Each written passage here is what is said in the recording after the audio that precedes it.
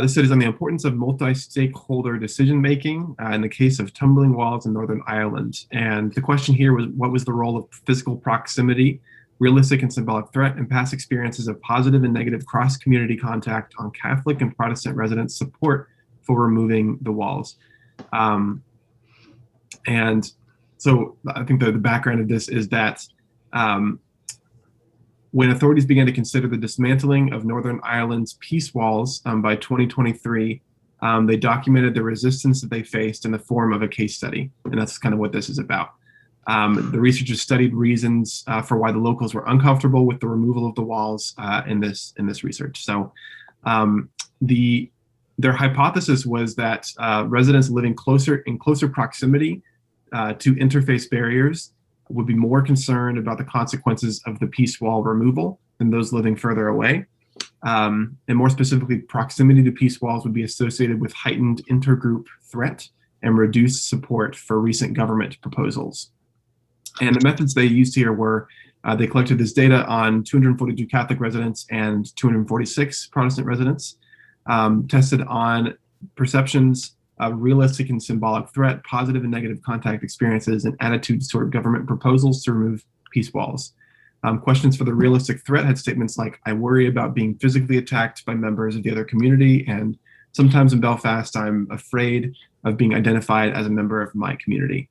And then symbolic threat and statements had statements like, I feel threatened when members of the other community celebrate their cultural traditions, and the cultural traditions and values of other community are no longer a threat to the group identity of my own community. And the results were, the researchers first found that proximity does matter. Participants living closer to peace walls tend to hold more negative attitudes towards their removal. Second, they found that attitudes towards peace wall removal were shaped by residents' experiences of positive and negative contact. Positive contact tended to encourage support for removal, for such contact diminish the perceptions of realistic threat. And then finally, they found that realistic threat proved to be a more important predictor of resistance to peace wall removal than the symbolic threat in their study, meaning that people are more concerned with personal safety than threats to their identities, values, worldviews, or ways of life. And Anupriya came up with a couple of key takeaways for this in terms of the workplace, one being that it's important to consult employees before making important decisions. Seeing what employees think about it beforehand and if it will fare well for them. The policy can have a differential impact depending on their past experiences, preferences, and identities.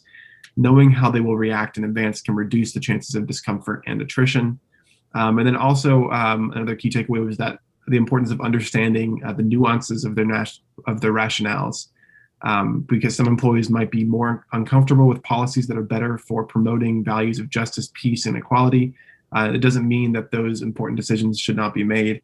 So it's important to show employees what the rationale is and why certain values are important, what it means to embody them, and how they can get more used to a company culture where certain decisions hold priority.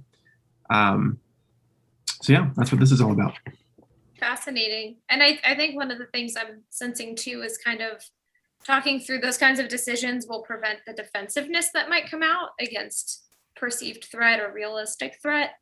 And, when that happens, there's a lot more tension, I think, overall, whenever you try, especially in a company or organization, to implement something. When people are defensive, it's a lot harder to get everyone on board for it. So I think communication seems to kind of just be the key here. Yeah, so this is an interesting, they focused this, it's like the dependent variable in this study was the removal of the wall. And so that's it's a physical barrier, right? And so they found that physical safety concerns were more predictive of whether or not they wanted to remove the wall. So that makes a lot of sense. And I wonder if we translate this into the workplace and you look at different types of concerns and then different types of variables that depend that those concerns would depend on. So if you're talking about it, most workplaces, people don't feel physically unsafe. I mean, some do, but just unsafe, in general, security, stability, hey, paychecks might not come this month or what, something like that. Like that kind of seems more physical in terms of security and stability. So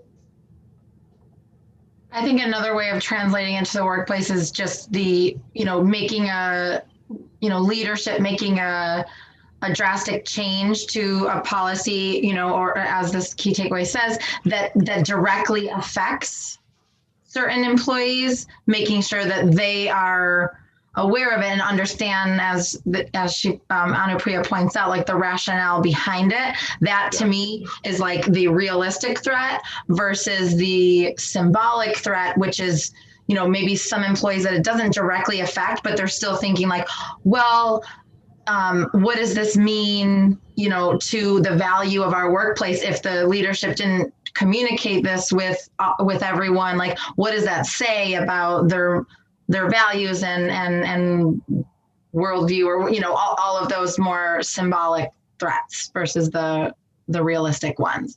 So that's how I'm interpreting it to the workplace. It's like, if you're going to make a decision that directly affects someone or not, but especially when it does directly affect people, it's important to have everyone be aware of it, and whether they have a say or not, at least explain them your rationale behind it, right? So important. Yeah. Transparency, honesty, explaining the why behind the action. Absolutely.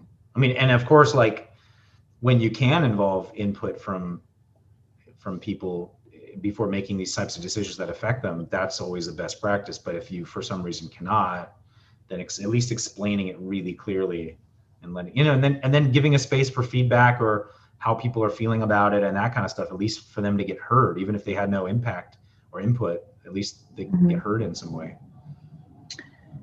Yeah. And I mean, this is reminding me of one of our clients who they had a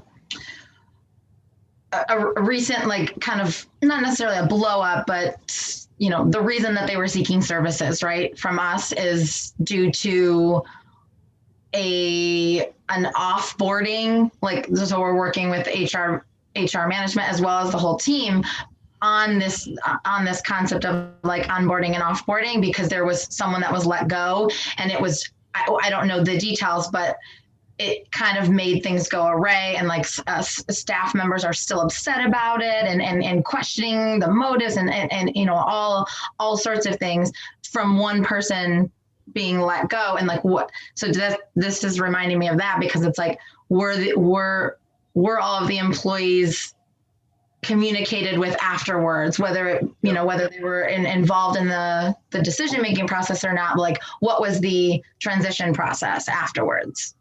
Yeah, it's a change that has to be managed properly, right? Or people start feeling upset or threatened in some way, and yeah, whether it be a realistic threat or a symbolic threat, as this study kind of points out. And I think as a leader, if you're making decisions and people start feeling there's a threat, whether it's a real or a symbolic threat, to try to get to the bottom of it, to try as best you can to understand what is the threat that is being perceived and how do I mitigate it? Like, how do I reassure people? How do I give them some reassurance that they're not under threat, that they're actually fine? And, so not just burying your head in the sand. Natalie points out it's communication, right? This is a lot on